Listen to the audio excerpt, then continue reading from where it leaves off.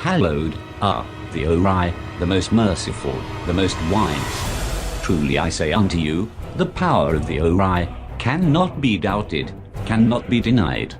Their will flows through the universe is their will. Wasn't the Ori who breathed the most blessed fire in the embers of creation at the city of the gods, Celestis? Verily, the Ori are true gods, the most exalted, the most benevolent. The will of the Ori molded Laevia in their image from soil and water taken from the plains of Celestis.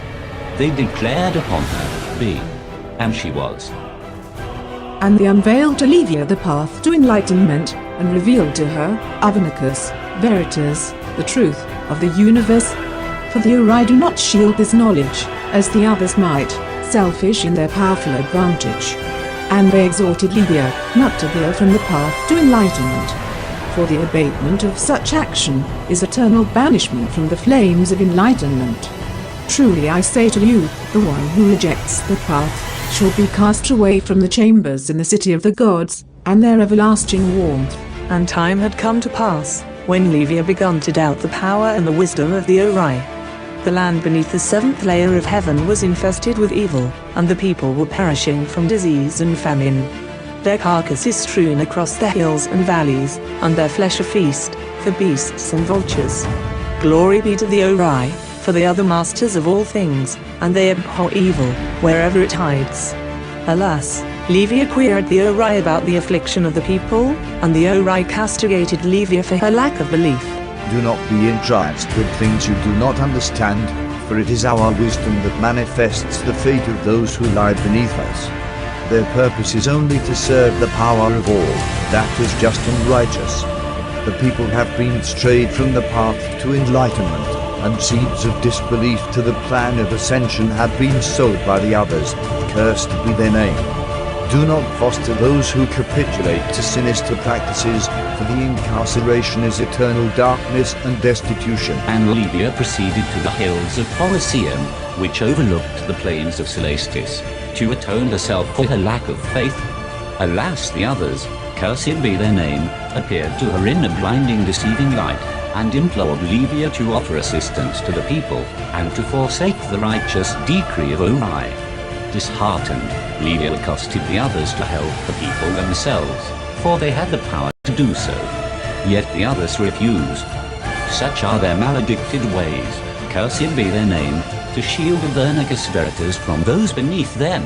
Deceived by falsehoods and accursed blasphemy, Laevia descended from the seventh layer of heaven through the ring of fire, and she commenced to heal the people's bodies with fire stolen from the walls of enlightenment, only to forever condemn their spirits in eternal darkness and torment in the abyss of Democleon. Verily I say unto you, the power of the Ori cannot be forsaken, cannot be doubted. They are all seeing, they are all knowing. They caused the earth to split open and the waters of the oceans to rise, drowning all that was until then at the lowlands. And they rained molten rock from heavens, and the highlands were covered in fire and ashes. And all that was ceased to be. But Laevia was spared, alone among the charred land, abandoned and betrayed by the others, cursed be their name. And she fell in prostration crying, Hallowed gods, most benevolent, most merciful, forgive my transgression, for I was a fool and did not understand. I was led astray from the path to enlightenment by wicked light of deception. I was blind and did not see. I was deaf and did not hear. My heart bleeds with regret and repentance. Indeed, the Ori are the most absolving, the most glorified.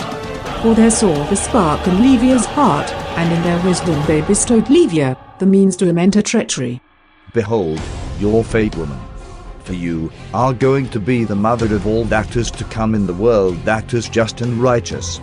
And the Ori reached down from the seventh layer of heaven, and molded the ash of the smouldering wretched land into Madaris. And they breathed into Madaris the fire of creation, and decreed upon Laevia. Behold your husband, woman. Go forth and populate this land with believers, so they can worship us in prostration. You may never return to the plains of ascension, yet your womb bears the seeds of creation of all that is hallowed and just. We confer the promise of everlasting enlightenment upon your offspring, and the blessings of eternal bliss in the cradle of eternal fire. Go, and teach origin to your descendants, so that they one day be called again children of the Ori. And Laevia bowed in prostration, and whispered, Hallowed are the Ori. and she set forth with Madaris to populate the earth with the pains of labor, and the Ori were pleased, for their will ruled the land once more, and the influence of all that is wicked and impure was cast away in the dark corners of Avernicus, from where it was spawned.